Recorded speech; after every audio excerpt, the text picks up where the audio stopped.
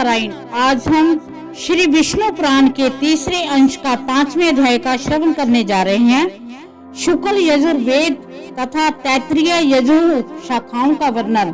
श्री पराशर जी ने कहा कि हे महामुने, व्यास जी के शिष्य वैशंपायन ने यजुर्वेद रूपी वृक्ष की 27 शाखाओं की रचना की और उन्हें अपने शिष्यों को पढ़ाया तथा शिष्यों ने भी कर्मश ग्रहण किया। हे द्विज, उनका एक परम धार्मिक और सदैव गुरु सेवा में तत्पर रहने वाला शिष्य ब्रह्मरात का पुत्र याज्ञवल्क्य था, जो कोई महामेरु पर स्थित हमारे इस समाज में सम्मिलित न होगा, उसको 7 रात्रियों के भीतर ही ब्रह्म हत्या लगेगी। हे द्विज, इस प्रकार मुनियों ने पहले जिस समय को नियत किया था उसका केवल एक वैशंपायन ने ही अतिक्रमण कर दिया। इसके पश्चात उन्होंने पैर से छुए हुए अपने भांजे की हत्या कर डाली। तब उन्होंने अपने शिष्यों से कहा कि हे शिष्यगण, तुम सब लोग किसी प्रकार का विचार न करके मेरे लिए ब्रह्म हत्या को दूर करने वाला व्रत करो।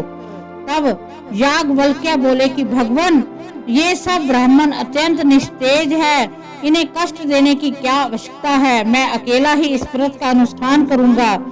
इससे गुरु वैशंपायन जी ने क्रोधित होकर महामुनि याज्ञवल्क्य से कहा कि अरे ब्राह्मणों का अपमान करने वाले, तूने मुझसे जो कुछ पढ़ा है वह सब त्याग दे। तू इन समस्त द्विज श्रेष्ठों को निस्तेज बताता है।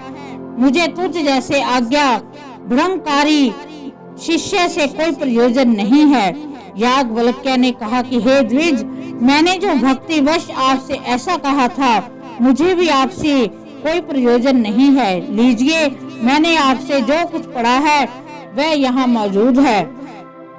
श्री पराशर जी ने कहा कि ऐसा कह महामुनि याज्ञवल्क्य जी ने रुद्र से भरा हुआ मूर्तिमान यजुर्वेद वमन करके उन्हें दे दिया और स्वेच्छा के अनुसार चले गए। हे द्विज, याज्ञवल्क्य द्वारा वमन की हुई उन यजुर श्रुतियों को अन्य शिष्यों ने तितर होकर ग्रहण कर लिया, इसलिए वह सब तैत्तिरीय कहलाए। हे मुनिस्तम, जिन विप्रगण ने गुरु की प्रेरणा से ब्रह्म हत्या विनाशक व्रत का अनुष्ठान किया था, वे सब व्रताचरण के कारण यजु शाखाध्यायी चरकाधूर हुए। तदंतर याज्ञवल्क्य से ने भी यजुर्वेद की प्राप्ति की इच्छा से प्राणों का संयम कर संयत चित्त से सूर्य भगवान की स्तुति की। याज्ञवल्क्य जी ने कहा कि अतुल तेजस्वी, मुक्ति के द्वार स्वरूप तथा वेद त्रय रूप तेज से संपन्न एवं ऋक यजुर तथा साम स्वरूप सविता देव को नमस्कार है, जो अग्नि और चंद्रमा रूप जगत के कारण और सुषमन नामक परम तेज को धारण करने वाले हैं। उन भगवान भास्कर को नमस्कार है। कला, काष्ठा, निमेष आदि काल ज्ञान के कारण तथा ध्यान करने योग्य पर ब्रह्मा स्वरूप विष्णु में श्री सूर्य देव को नमस्कार है, जो अपनी किरणों से चंद्रमा को पोषित करते हुए देवताओं को तथा स्वदा रूप अमृत से पितृगण को तृप्त करते हैं।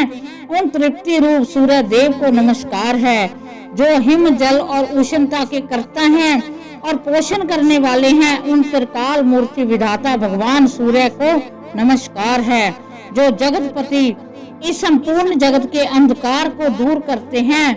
उन स्तभ मूर्तिधारी विवस्वान को नमस्कार है, जिनके उदित हुए बिना मनुष्य सत्कर्म में प्रवृत्त नहीं हो सकते और जल शुद्धि का कारण नहीं हो सकता। उन भास्मन देव को नमस्कार है, जिनके किरण समूह का स्पर्श होने पर लोक कर्म अनुष्ठान के योग्य होता है। उन पवित्रता के कारण शुद्ध स्वरूप सूर्य देव को नमस्कार है। भगवान सविता, सूर्य, भास्कर और विवस्वान को नमस्कार है। देवता आदि समस्त भूतों के आदिभूत आदित्य देव को बारंबार नमस्कार है, जिनका तेजो में रथ है, ध्वजाएं हैं, जिन्हें अमर अश्वगण वहन करते हैं, जो त्रिभुवन को प्रकाशित करने वाले नित्य रूप हैं। उन सूर्य देव को मैं नमस्कार करता हूँ। श्री पराशर जी ने कहा कि उनके इस प्रकार स्तुति करने पर भगवान सूर्य अश्व रूप से प्रकट होकर बोले, तुम अपना अभीष्ट वर मांगो। तब याज्ञवल्क्य जी ने उन्हें प्रणाम करके कहा कि आप मुझे उन यजुर श्रुतियों का उपदेश कीजिए, जिन्हें मेरे गुरु जी भी न जानते हों। उनके ऐसा कहने पर भगवान सूर्य ने उन्हें आयात याम नामक यजु श्रुतियों का उपदेश दिया, जिन्हें उनके गुरु वैश्ववायन जी भी नहीं जानते थे। हे द्विजोतम, उन श्रुतियों को जिन ब्राह्मणों ने पढ़ा था वह बाजी नाम से विख्यात हुए, क्योंकि उनका उपदेश करते समय सूर्य भी अशुभ रूप हो गए थे।